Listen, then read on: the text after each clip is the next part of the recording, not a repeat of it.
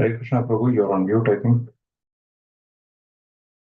Chaitanya Manobhishtam Sthapitam Yena Bhutale Swayam Rupa Kadamahyam Dadati Swapadantikam Namo Vishnupadaya Krishna Prishtaya Bhutale Srimate Bhakti Vedanta Swamin Niti Namine Namaste Saraswati Deve Gauravani Pracharine Nirvishesha Shunyavadi Bhashat Deshatarine Jaya Shri Krishna Chaitanya Prabhu Nityananda Shri Advaita Gadadhar Shivasadi Gaura Bhakta Vrinda Hare Krishna Krishna Krishna Hare Hare Hare Rama Rama Rama Hare Hare Bhutaiर्mahadbirya puro vibhu nirmayashyete yadamusha purusha Bhunte gunan shodashatmaka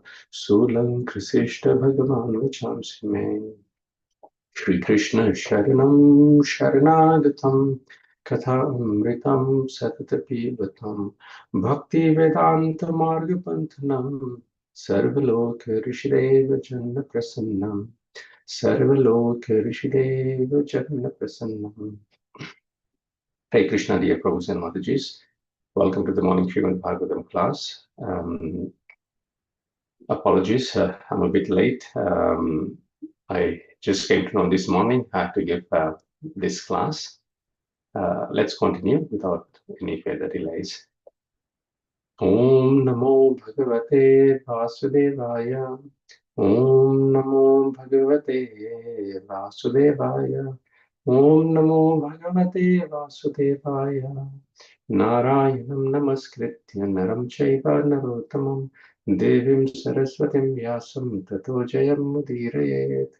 So we are reading from Srīmad Bhāgavatam, first Canto, chapter 17, titled Punishment and Reward of Kali. Idanim dharmapataste satyam nirvartayed yataha tam jighe shatya dharmoyam anrite naidhita kalihi. Translation: You are now standing on one leg only, which is your truthfulness, and you are somehow or other hobbling along. But coral personified Kali, flourishing by deceit, is also trying to destroy that leg. Purport: The principles of religion do not stand on some dogmas or man-made formulas, but they stand on four primary regulative observances, namely austerity, cleanliness, mercy, and truthfulness. The mass of people must be taught to practice these principles from childhood. Austerity means to accept voluntarily things which may not be very comfortable for the body, but are conducive for spiritual realization. For example, fasting. Fasting twice or 4 times a month is a sort of austerity which may be voluntarily accepted for spiritual realization only, and not for any other purpose, political or otherwise. Fastings which are meant not for self-realization but for some other purposes are condemned in the Bhagavad Gita, 17th chapter, verses 5 to 6. So we see that the famous movement of Mahatma Gandhi, one of the principles it was based on was fasting for getting political things done. But Srimad Bhagavad Gita states that these are not in mode of goodness. It's not austerity in mode of goodness. Austerity in mode of goodness is austerity is performed as per the scriptures, as per the regulations of scriptures, and for the purpose of spiritual advancement. Sacrifice performed, austerity is performed to reduce weight, and so for body or other things are verily condemned. Prabhupada in the paper continues. Similarly, cleanliness is necessary for both mind and for the body. Simply bodily cleanliness may help to some extent, but cleanliness of the mind is necessary, and it is effected by glorifying of the Supreme Lord. No one can cleanse the accumulated mental dust without glorifying the Supreme Lord. A godless civilization cannot cleanse the mind because it has no idea of God, and for this simple reason, people under such civilization cannot have good qualifications, however they may be materially equipped. We have to see things by their resultant actions. The resultant action of human civilization in the age of Kali is dissatisfaction. So everyone is anxious to get peace of mind. So yesterday, His Grace Sakirai Prabhu ended the wonderful class he was giving by telling this story of that criminal who had taken the shelter of a temple in America and guised himself as a spiritual seeker, wanting to hide from the authorities, the police. But after a period of time, the authorities caught up to him, and when they went to the police station, the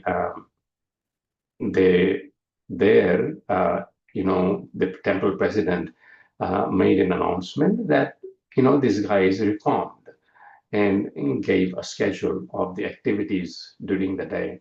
Now these are devotional activities starting from waking up, having cold bath, to Mangala Arati, chanting the holy names of the Lord, doing Tulsi Arati, study of scriptures, honoring Prashadam, doing services, going out to distribute books, again glorifying the Lord in the evening by reading of Bhagavad Gita and attending Arati. They impressed upon the officer the regulative principles, these 4 regulative principles, which is no meat eating, fish, eggs, no intoxication, including tea, tobacco, or illicit drugs, no gambling, no speculative ventures, and no illicit sex. So the police officer was shocked that the way you guys have punished this person, in our wildest of imaginations, we couldn't have thought of punishing anyone in this way. Now, from the point of view of the police officer, this was punishment. But from the point of view of the devotee who underwent this process, it was a blissful exercise. Why? Because Prabhupada describes, and Bhagavad Gita describes this in 2nd chapter, Atma Vashair Vidher Atma Prasadam Adhigachati, that these are regulative principles of freedom. Regulative principles of freedom, which means that this gives us freedom to be happy when we follow these regulations. For instance, there is a fixed timing for children to be regulated to go to school from 8:30 to 2:30 or 3 p.m., whatever it may be. Now, during that time, are the children free to do whatever they want? No. They have to abide by the rules and regulations of the school, which will ultimately give them material education, which will ultimately give them a choice of occupation, and which will ultimately free them from choosing, which will ultimately free them of leading the life they want to live through their occupation. So similarly, this will ultimately free. So Srila Prabhupada says in the paper here, we have to see things by their resultant action.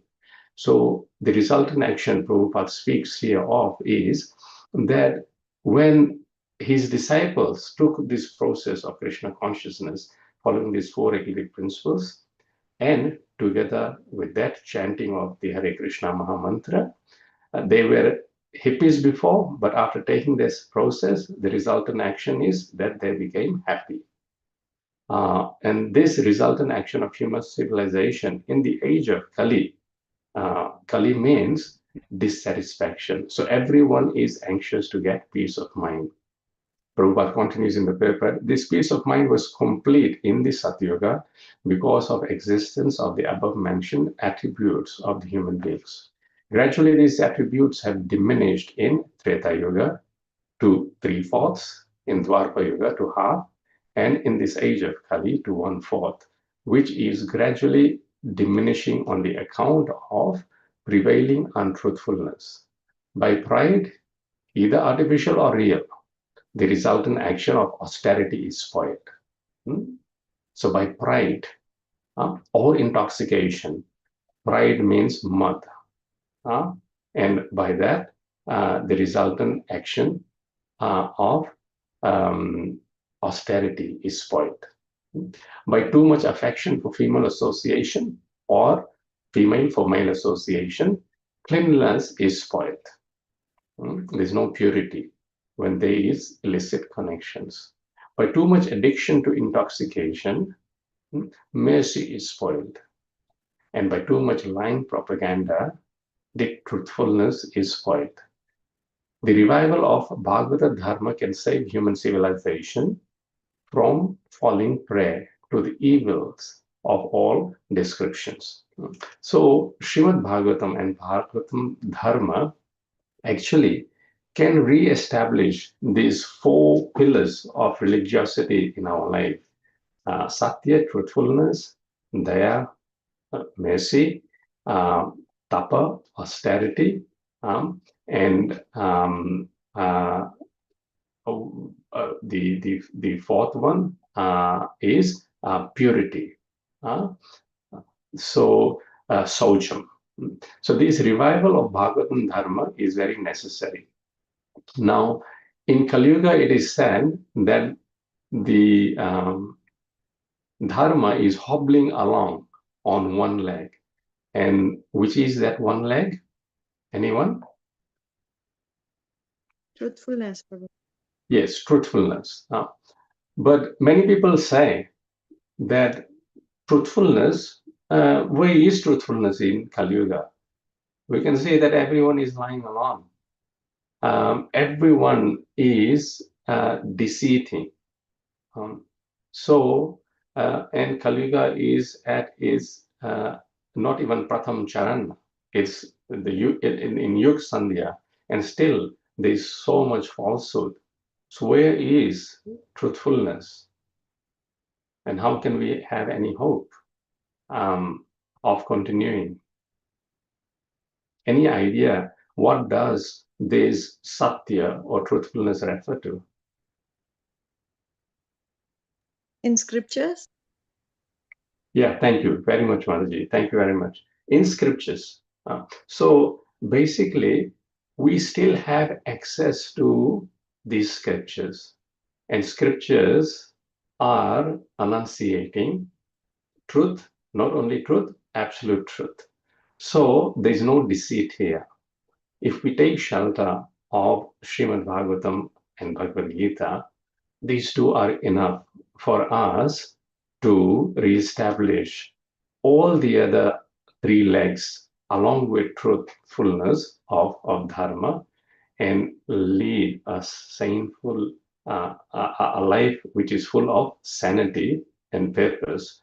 And not only that, it will be a very happy life, a life of peace and satisfaction, as Srila Prabhupada states here in purport. Let's look at word to word.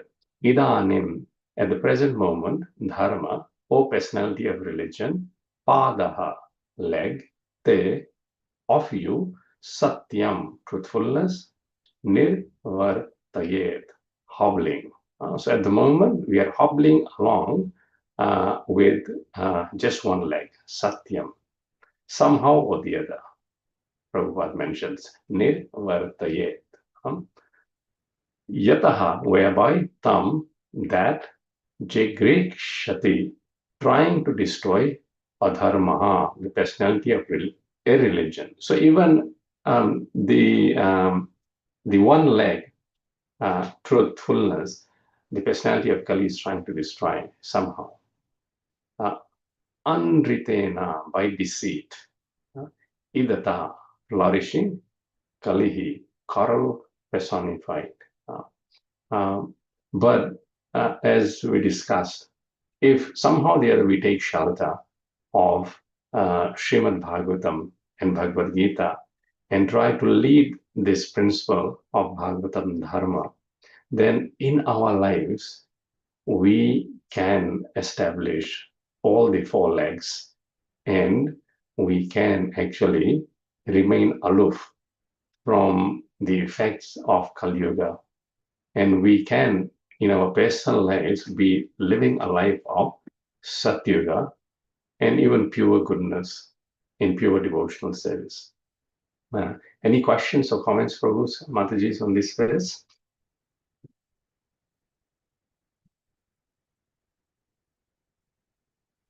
Hare Krishna, Prabhuji. I just wanted to mention that I know a couple of senior devotees that I would consider pure devotees, and it seems that even in Kali Yuga, that they are still under the attack of demoniac forces and Maya, and they're still suffering. You know, they certainly have all sorts of factors that still cause them suffering. Yes, Prabhuji. I mean, suffering can be two kinds. One is the resultant action of our past karma, and the other suffering may be the challenges of the material nature, which make it difficult for us to follow the regulative principles. So by the struggling or suffering that you have mentioned, do I take it, Prabhu, that you are mentioning about that they are struggling to follow the regulative principles? No, not so much. Like these are the two people that I know personally. I would consider them pure devotees. So they're doing everything that Srila Prabhupada prescribed and you know reading and everything else. But there are still things that external forces around them that cause them suffering. Yeah. So basically, the suffering you are referring from to is the suffering of the material nature or the threefold miseries as per the past karma which is catching up. Now it's important to remember that the karmas of our past lives, which are parabdha, meaning which are present, they will act.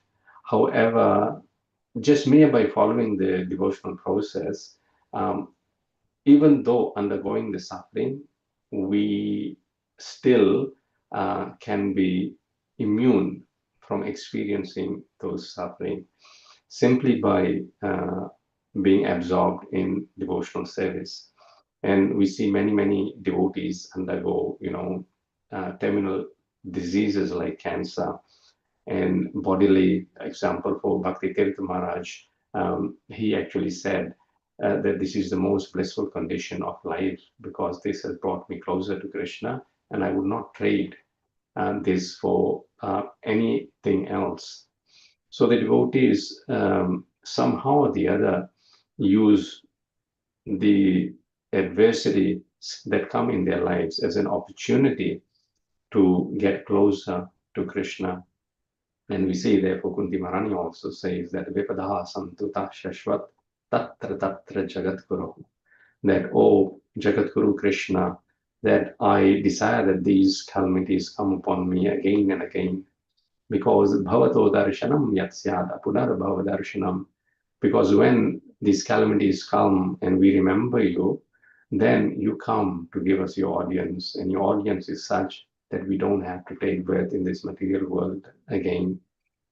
And these sufferings actually put us in our place, reminding us that yes, this material world is not a fit place for a gentleman, as Siddhanta Saraswati Thakur used to say, and Srila Prabhupada used to repeat many, many times. No matter what we may say about this material world, at the end of the day, actually it is a durga, prison house. We do not belong here. So there needs to always be something nudging in our lives which continuously make us undertake this devotional service process seriously. I remember when in one of the initiation ceremonies my Guru Maharaj was conducting in Singapore, I think the year was 2003. And there he gave the whole lecture on this one principle that one day I have to go, meaning I have to die. And on this basis, we have to be following the regulatory principles of devotional service.